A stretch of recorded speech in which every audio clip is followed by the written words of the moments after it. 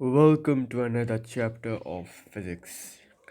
ये चैप्टर दिखने में बहुत ही इंटरेस्टिंग है और पढ़ने में भी उतना ही इंटरेस्टिंग होगा। और और अगर आप इस चैप्टर को एकदम ध्यानपूर्वक एकदम अच्छे से समझ लो और ध्यान से पढ़ो तो आपको ऐसे बहुत सारे नए नए चीज़ों के बारे में पता चलेगा जो आपके आसपास तो हो रहा है, लेकिन आपको पता नहीं है कि उसका रीज़न क्या है। ठीक है, तो अभी मुझे बताओ, अभी जो ये चैप्टर का नाम है वर्क एंड एनर्जी, इसमें से पहले हम बात करेंगे वर्क के बारे में। वर्क मतलब काम। जब भी हम ये वर्क टर्म सुनते हैं तभी हमारे दिमाग में हम इमेजिन करते हैं किसी भी काम को करना। कैसा काम? खाना बनाना, खाना पकाना, नाचना गाना, पढ़ाई करना, कपड़े धोना, खेलना कूदना, एट्सेट्रा चीज़ें। लेकिन फिज़िक्स के भाषा में ये जो वर्क है वो actually dancing, singing, cooking, running, walking, playing etcetera नहीं है। तो फिर क्या है वर्क? फिज़िक्स के भाषा में वर्क है कि हम वर्क जो है, work done, work is said to be done, मतलब काम हुआ है। ठीक है, काम हुआ है ये हम तभी कह सकते हैं। जैसे कि सपोज मैंने बोला मेरा काम ख़त्म हो गया है या फिर मेरा काम हो गया है। ठीक है, तो फिज़िक्स के भाषा में अगर हम बोलते हैं कि मेरा काम हो गया है तो हम इसे कैसे बोल सकते हैं, कब बोल सकते हैं? जब हम फोर्स अप्लाई करेंगे। किस पर? किसी भी ऑब्जेक्ट के ऊपर, किसी भी बॉडी के ऊपर।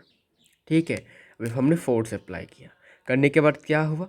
वो बॉडी अपने जगह से मूव हुआ, displaces the body in any direction. अभी जो बॉडी है वो मूव हुआ कौन सी डायरेक्शन में? किसी भी डायरेक्शन में।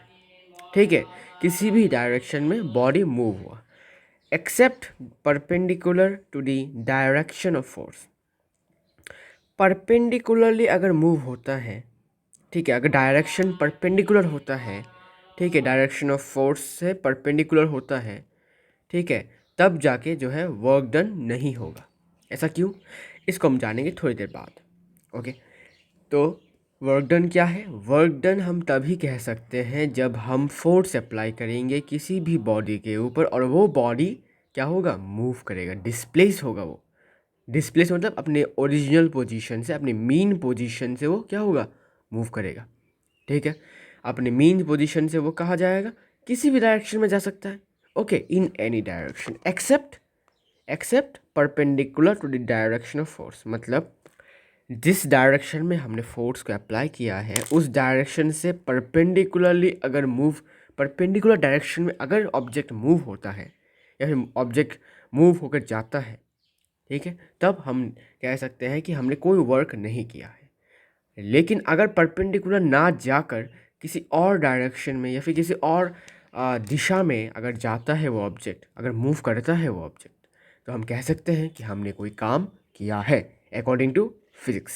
ओके, अभी हम देखेंगे कि एक्चुअली इसका एक थोड़ा सा डायग्राम हम देखेंगे अभी।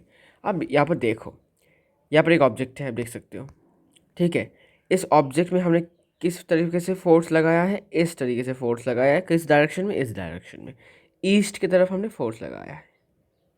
ओके, तो मान लेते हैं ये नॉर्थ, ये तो नॉर्थ, ये है साउथ, ये है ईस्ट और ये है वेस्ट। ठीक है, तो ईस्ट की तरफ हमने क्या किया है? फोर्स को अप्लाई किया है। So force is applied in direction, which direction? East direction. Okay, मान लेते हैं सपोज अभी ईस्ट के डायरेक्शन में हमने फोर्स अप्लाई किया और हमने क्या देखा कि ऑब्जेक्ट ईस्ट की तरफ ही मूव किया। ठीक है, ईस्ट की तरफ ऑब्जेक्ट ने मूव किया। देखो, हमने फोर्स ऐसे अप्लाई किया, ऑब्जेक्ट यहाँ पर था। ठीक है, ऑब्जेक्ट ऐसे मूव हुआ एकदम स्ट्रेट हॉरिजॉन्टल प्लेन में, सरफेस में मूव होने के बाद यहाँ पर जाके रुका। ओके, अभी जो ऑब्जेक्ट है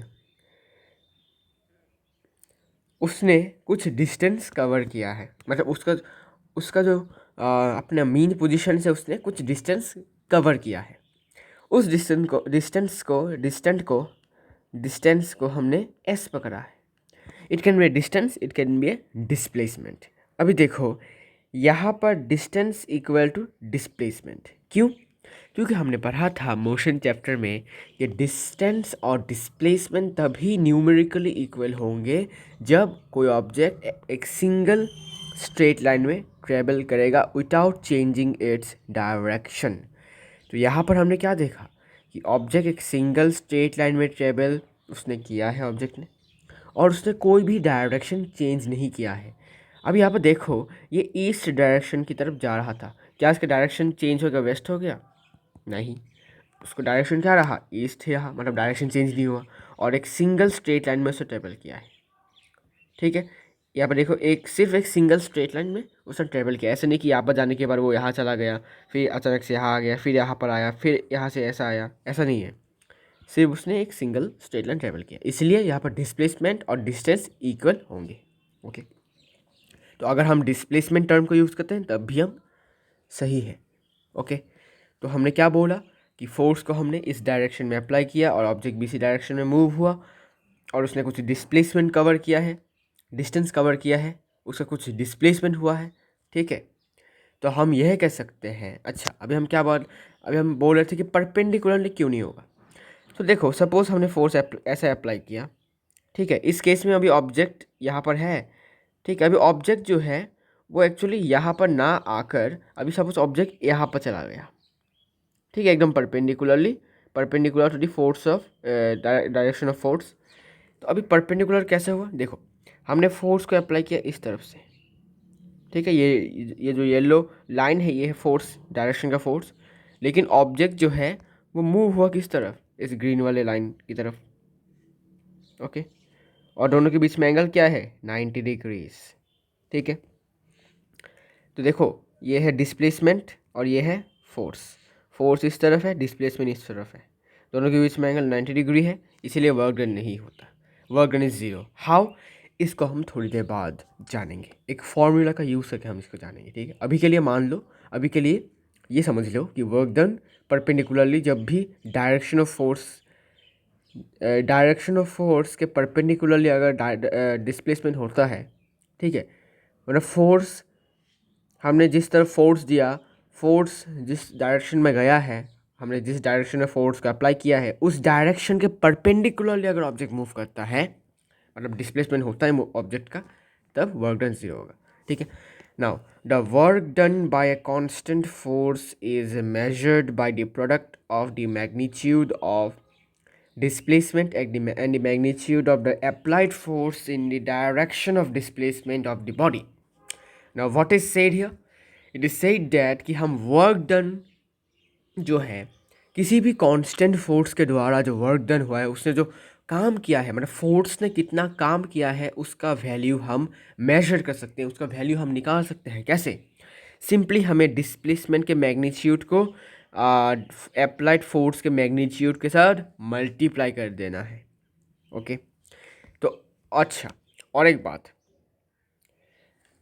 अभी हमने क्या किया कि work done bye home, force, work done by force, W means work done. ठीक है, वर्क डन बाय फोर्स मतलब यहाँ पर हमने फोर्स अप्लाई किया ना ऑब्जेक्ट के ऊपर, तो फोर्स ने कितना काम किया है, मतलब कितना काम, मतलब क्या काम, मतलब क्या बोला था मैंने, कि फोर्स अप्लाई करने के बाद अगर ऑब्जेक्ट डिस्प्लेस होता है अपने ओरिजिनल पोजीशन से किसी भी डायरेक्शन में except perpendicular to the direction of the force, तब जाकर हम बोलेंगे काम हुआ है। तो इसमें बोला है कि फोर्स ने कितना काम किया है। तो पहले आपको देखना है कि डायरेक्शन किस तरफ है, डायरेक्शन परपेंडिकुलर तो नहीं है, नहीं, डायरेक्शन यहाँ पर क्या है, एकदम स्ट्रेट हॉरिजॉन्टल, मतलब along the direction of applied force displacement हुआ है। क्यों? बिकॉज जिस तरफ हमने फोर्स इस तरफ अप्लाई किया और डिस्प्लेसमेंट भी किस तरफ हुआ है, डिस्प्लेसमेंट भी इसी तरफ हुआ है। ठीक है, मतलब along the direction of applied force the displacement is there. Okay, तो अभी इसको अगर मैं बोलूँ कि अभी ऑब्जेक्ट जो है वो मूव हुआ है, अभी मुझे बताओ कि फोर्स ने कितना काम किया है, what is the work done by the force on the object. तो आप बोलोगे इसको हम निकालेंगे कैसे, work done is equal to force into displacement,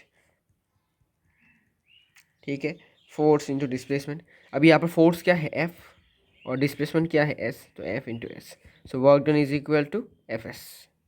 okay, now the condition is कि we can use this formula only when the force is along the direction of force is along the direction of displacement. मतलब ये formula हम तभी use कर सकते हैं जब direction, force का जो डायरेक्शन है वो डिस्प्लेसमेंट के डायरेक्शन के साथ हो, मतलब उसी डायरेक्शन में हो, जिस डायरेक्शन में फोर्स है उसी डायरेक्शन में अगर डिस्प्लेसमेंट हो, तभी जाके हम ये फॉर्मूला यूज़ कर सकते हैं, W is equal to Fs। Okay, तो इसीलिए हमने क्या किया है, अभी हमें यहाँ पर जो है consider a constant force F be applied on a body and its displacement is S in a direction of the applied force. तो यहाँ से वर्क डन का फॉर्मूला होगा force into displacement, that is work, W is equal to Fs। तो लिख देता हूँ यहाँ पर W equal to F into S. Okay, तो ऐसा है। अभी आपके दिमाग में एक प्रश्न आ सकता है कि भाई ये तो सिर्फ along the direction of displacement है, ठीक है ना, तो अगर ऐसा भी तो हो सकता है कि फोर्स हमने ऐसी डायरेक्शन में अप्लाई किया है लेकिन डिस्प्लेसमेंट फोर्स के डायरेक्शन के अलोंग नहीं है, कुछ और डायरेक्शन में है लेकिन परपेंडिकुलर नहीं है, कुछ और डायरेक्शन में। जैसे कि मान लेते हैं इस डायरेक्शन में, देखो हमने फोर्स को अप्लाई किया है इस डायरेक्शन में लेकिन डिस्प्लेसमेंट हुआ है इस डायरेक्शन में। ओके, और दोनों के बीच में क्या है, एक एंगल फॉर्म हुआ है जिसको हमने थीटा से डिनोट किया है। Now what is theta, just nothing but a variable. Okay, just like X Y Z, ठीक है, इसका एक वेरिएबल, एक सिंबल है, ओके, जिसका कोई फिक्स्ड वैल्यू नहीं है। नाउ वी विल कंसिडर, अच्छा इससे पहले कि इस डायग्राम को आप समझो, इससे पहले मैं आपको बता देता हूँ कि ऐसा जो एग्जाम्पल है कि फोर्स हमने इस डायरेक्शन में अप्लाई किया है लेकिन डिस्प्लेसमेंट इस डायरेक्शन में हुआ है, तो ऐसा कैसे होता है। तो देखो इसका एक एग्जांपल मैं समझा देता हूँ आपको। इसका एक एग्जांपल ये है कि इसका मैं एक एग्जांपल दूँ रियल लाइफ वाला, तो क्या एग्जांपल दे सकते हैं,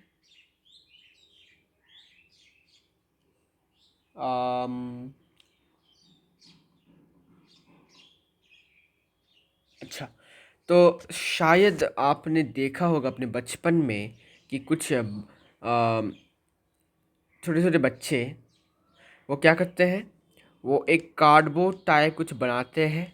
ओके, कार्डबोर्ड टाइप बनाते हैं, फिर इसमें एक व्हील्स दे देते हैं, चक्के दे देते हैं, यहाँ पर चक्का, अब एक चक्का है, यहाँ पर चक्का है, तो व्हील्स दे देते हैं। देने के बाद ऐसा करके कुछ स्ट्रक्चर होता है।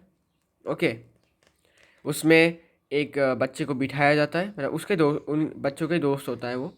ओके, यहाँ पर बच्चे को बिठाया जाता है, बिठाने के बाद वो क्या करते हैं, अपने दोस्त जो है उसको खींचते हैं, उनके पास रस्सी होता है, ठीक है, दिस इज लाइक रस्सी। ओके, तो रस्सी जो है वो स्ट्रेट होगा क्योंकि फोर्स अप्लाई करने के बाद टेंशन क्रिएट होगा रस्सी पर, इसलिए रस्सी स्ट्रेट हो जाएगा। अच्छा, नाउ अभी क्या होगा, तो अभी इसमें आपने नोटिस किया होगा जब छोटे थे आप, तो जो बच्चे हैं वो रोप को इस तरफ खींचते हैं, ऊपर की तरफ, ऐसे एकदम स्लैंटिंग पोजीशन में, ठीक है, सॉरी स्लैंटिंग नहीं, इंक्लाइन पोजीशन में। इंक्लाइन पोजीशन में वो लोग क्या करते हैं, रोप को खींचते हैं। खींचते मतलब क्या है, फोर्स अप्लाई करते हैं ऑब्वियसली, ठीक है, तो द रोप के ऊपर ऐसे फोर्स अप्लाई करते हैं, ठीक है। लेकिन गौर करने वाली चीज़ ये बात है कि जो व्हीकल लाइक टाइप है, this is the vehicle like type, ये सीधा मूव करता है। The displacement is in this direction and this is the horizontal plane surface, या ग्राउंड बोल सकते हो ऐसे, ठीक है। मतलब उन्होंने फोर्स इंक्लाइन तरीके से दिया फोर्स, लेकिन ऑब्जेक्ट जो है हॉरिजॉन्टली डिस्प्लेस हो रहा है, ठीक है। तो तब अगर ऐसा होता है, ठीक है, ऐसे कंडीशन में हम वर्क डन को कैसे निकालेंगे, मतलब work done by the force कितना होगा, क्या वो WFS होगा या फिर कुछ और फॉर्मूला होगा। तो यहाँ पर मैं बता दूँ कि डब्ल्यू एफ एस यहाँ पर यूज़ नहीं होगा, कुछ और फार्मूला यूज़ होगा। क्या फार्मूला देखते हैं। तो पहले हमने क्या किया, कंसिडर करेंगे कांस्टेंट फोर्स अप्लाई हो रहा है किस एक बॉडी के ऊपर और इसका डिस्प्लेसमेंट है S in the direction making an angle theta with the applied force. मतलब डिस्प्लेसमेंट हो रहा है, ठीक है, और डिस्प्लेसमेंट जो है फोर्स के साथ एक एंगल बना रहा है जिसका वैल्यू है हमने थीटा मान लिया। थीटा कुछ भी हो सकता है, okay, it can be 30 degree, 45 degree, 90 degree, 720 degree, not 720, 720 ज़्यादा हो गया, 270, 360, ओके। तो अगर ऐसा होता है तब हम वर्क डन का फॉर्मूला कैसे निकालेंगे, ठीक है। Then the component of force in the direction of displacement is F cos theta.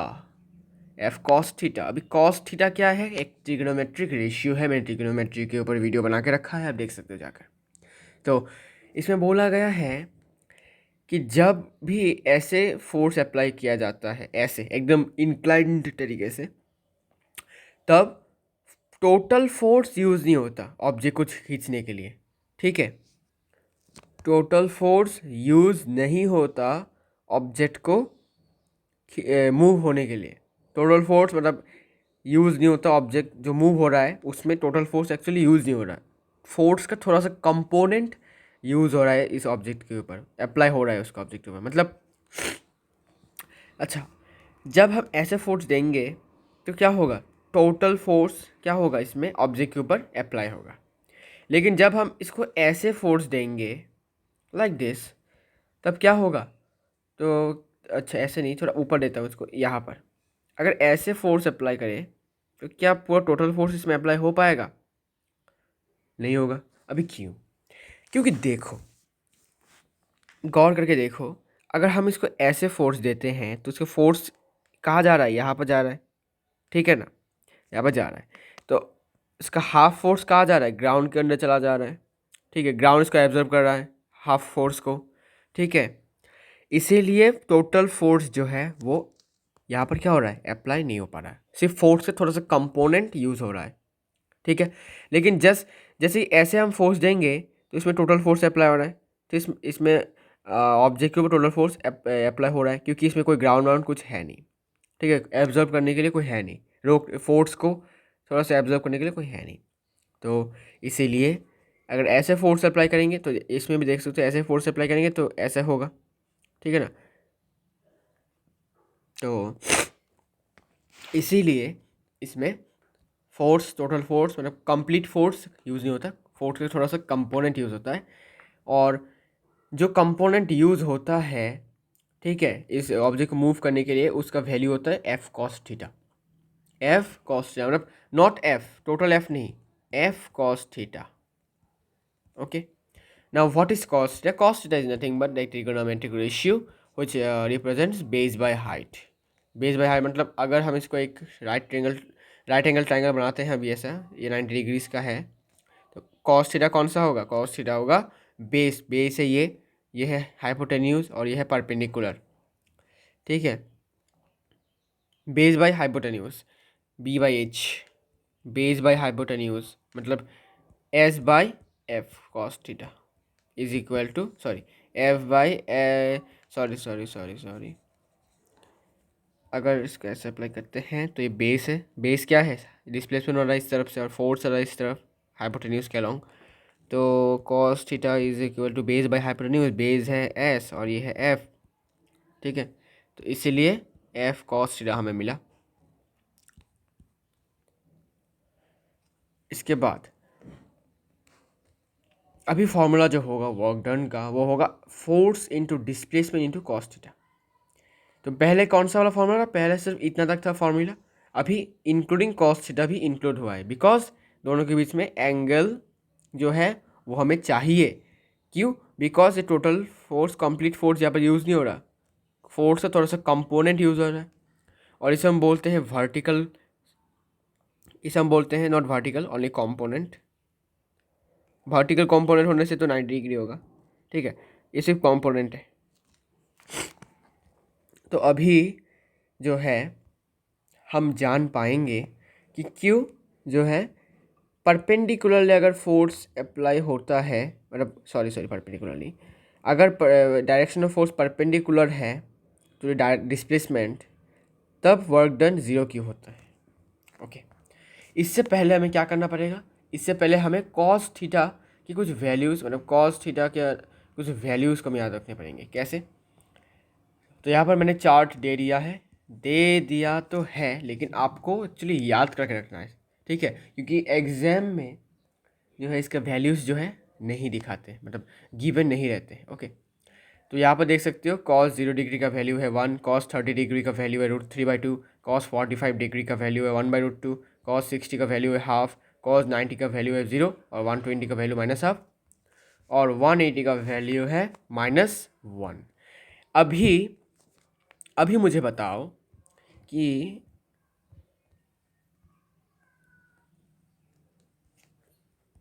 This is the ground, if force is applied in this direction, this in an object is displaced in this direction, okay, this is displacement, दोनों के बीच में angle क्या है 90 degrees, 90 degrees in the angle. So what is the work done by the force? So work done by the force will be what, F into S, angle between them cos 90 degrees. So F into S into cos 90 का value कितना है 0, so F into S, work done is 0, work done is 0। Okay, इसीलिए cos 90 degree मतलब जब भी perpendicularly force apply होगा, perpendicular force नहीं, I mean direction of applied force is perpendicular to direction of displacement, then work done will be 0, and work done is a scalar quantity and it has no direction. So this is the end of the video. In the next video we will discuss about the types of work. Work के भी कुछ types हैं, उसको discuss करेंगे। तो तब तक के लिए मिलते हैं नेक्स्ट वीडियो में।